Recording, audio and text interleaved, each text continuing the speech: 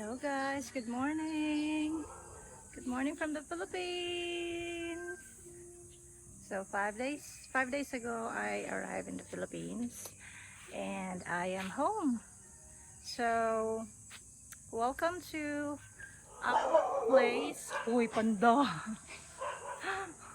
For today, I'm gonna share with you my daily harvest.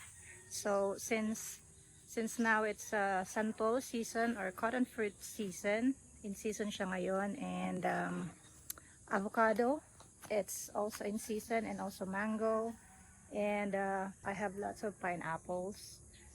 um, I'm gonna check if the other one I checked from the other day is ready. So now I'm gonna share with you my harvest. Ang daming ano, lamok. So we're gonna start on this one, our santol here. This is the Bangkok variety, if you know. We do have two trees. If you know the Bangkok variety, it's kind of big. So here we have a santol tree, but that's from our neighbor. It's huge. It's a big tree. So if we get this one, as you can see, it's very small. This is the native santol size. So this one is the Bangkok variety. So this is the one we have. This is the one from our neighbor. Where's my basket? I left my basket. And as you can see, they are on the ground. There's a lot up there. There's a lot up in there.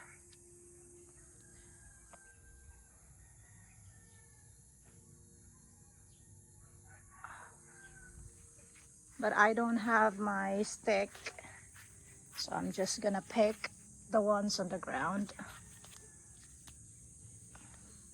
You can tell it just fell because you can see on this part it's still white. If it turns brown, that means it's a day old or a day or two old. And here.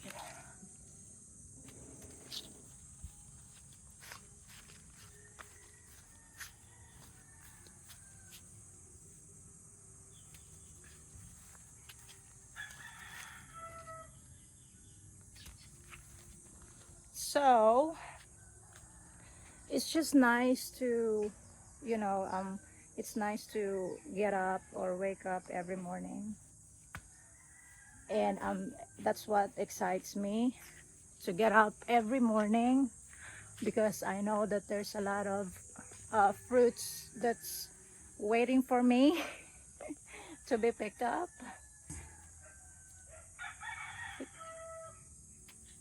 And there's one hiding in here.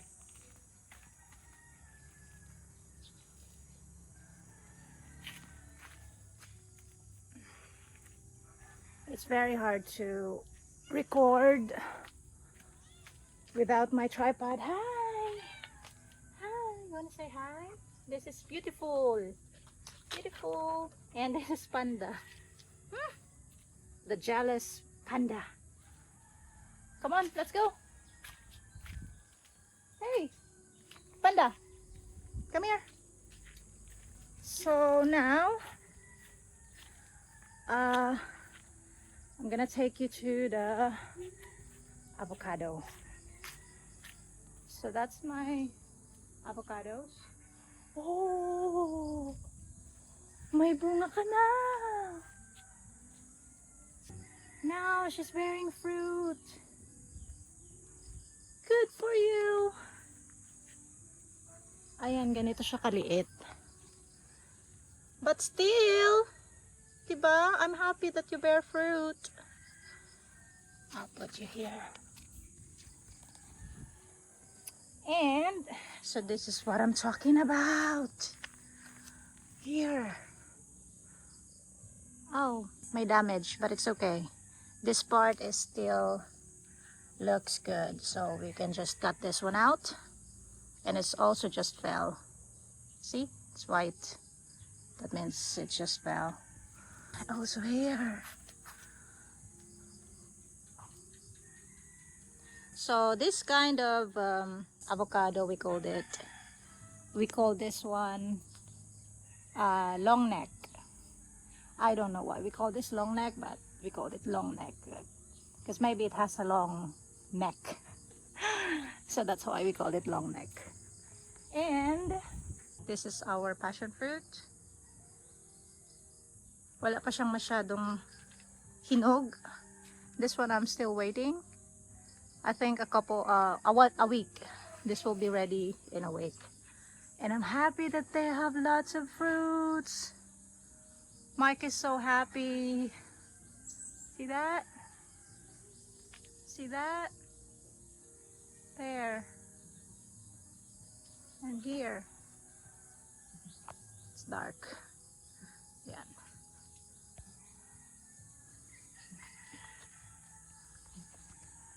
They are growing. And this one is another variety of our avocado. This is a different variety because this one is round.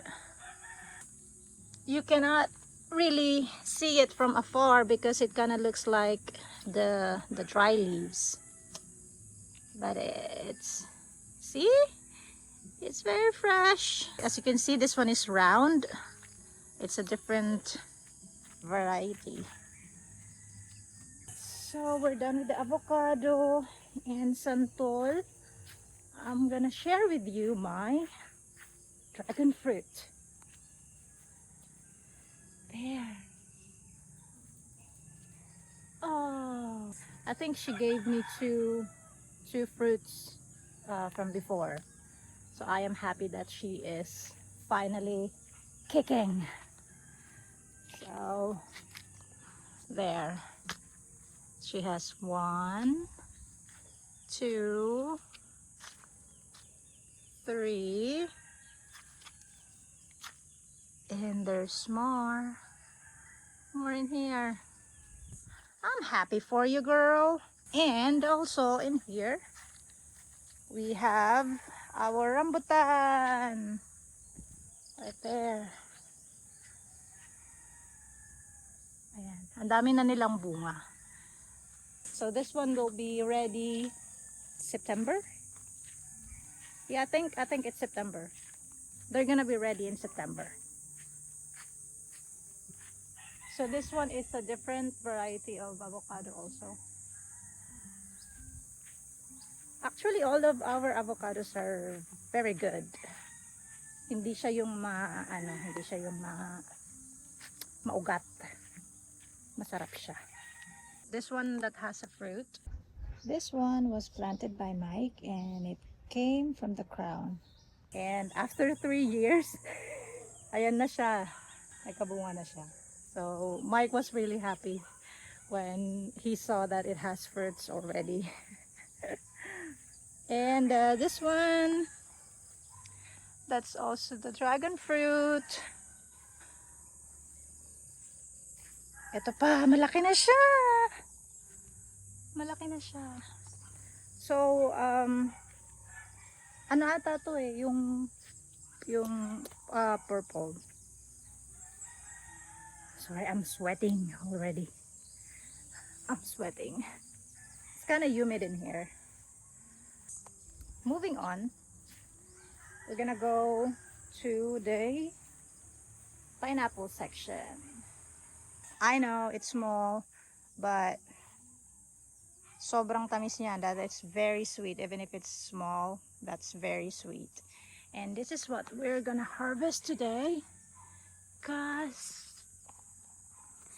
she's ready. There. How am I gonna get you? So for now, I'm gonna take the fruit first, and then sa susunod na araw, I'm gonna plant this one.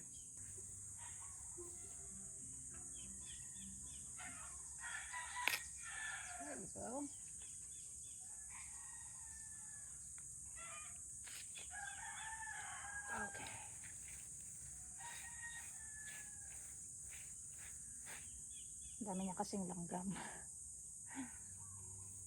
There you go. Okay, let's find another one.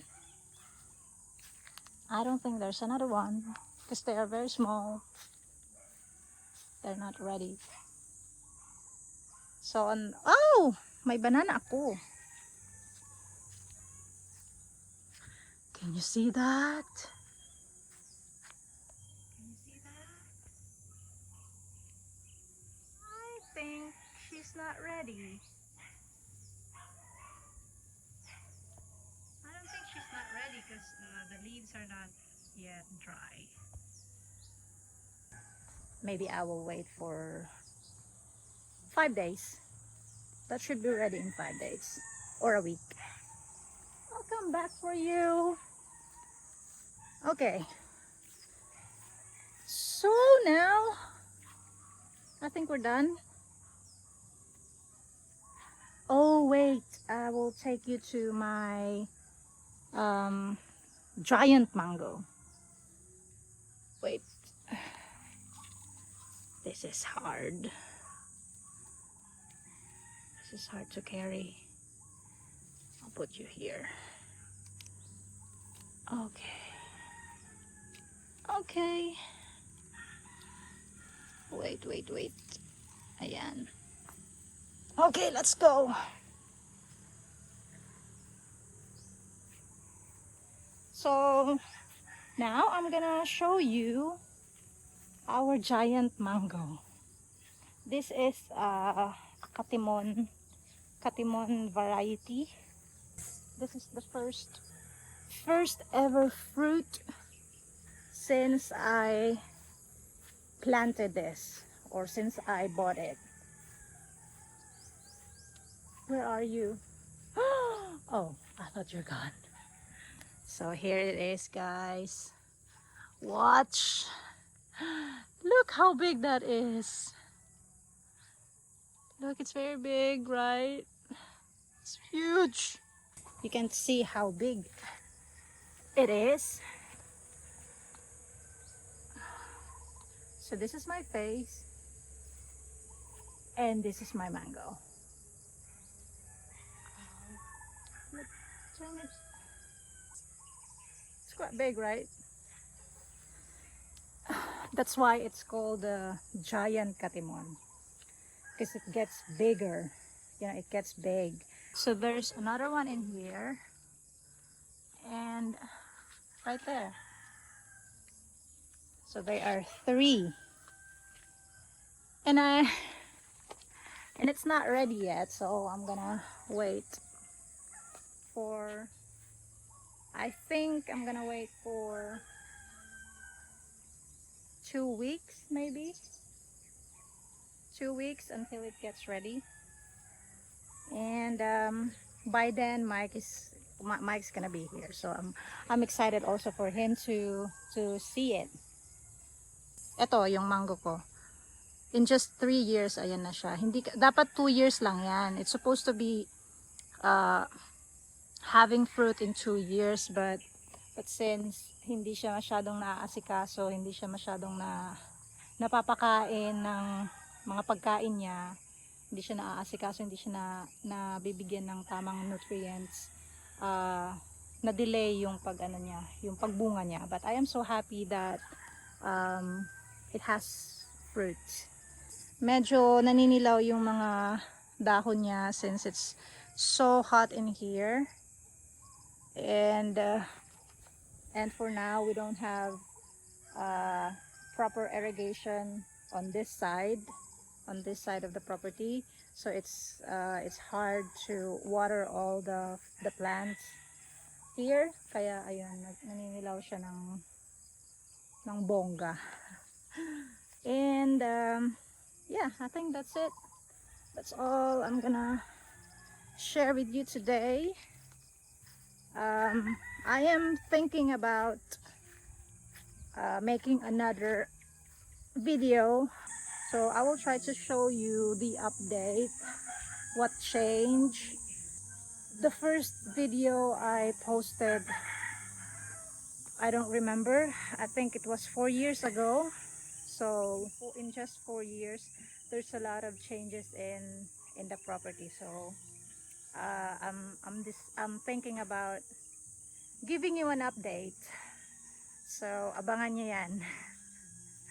So sa mga interesadong makita yung update ng aming property, abangan nyo. So I think that's it for now. Hindi na ako pupunta doon sa Indian mango kasi adami nun. So yeah, that's it. I think that's all I'm gonna share for today. And I am so blessed that we have this amazing property, this amazing place. So yeah, before I go, I would like you to see all my cats and my dog. Let's start with you. Hi. Hi na. This is beautiful. The one and only princess here. Okay, come here. Beautiful. Tika. So the next one is the prince. Next one is this one. Hi. This is July. Ayan, ang taba-taba na niya. Laki-laki. So this is July. Hi. Next is the king. Hi. This is Nastya. Hi Nastya. This is the king. Ayan, this is Nastya. And last, ang aming dakilang ampon. Si Pio. Halika. Come here. Halika nga. Oh, bakit? Oh. Uy! Bakit may pag-away kasi? This is the emperor. Halika. This is Panda. This is my panda. This is the emperor. Right? Okay. So that's all. So we have the pineapple, the avocado, the round and the long neck, and we have the santol, Bangkok or cotton fruit.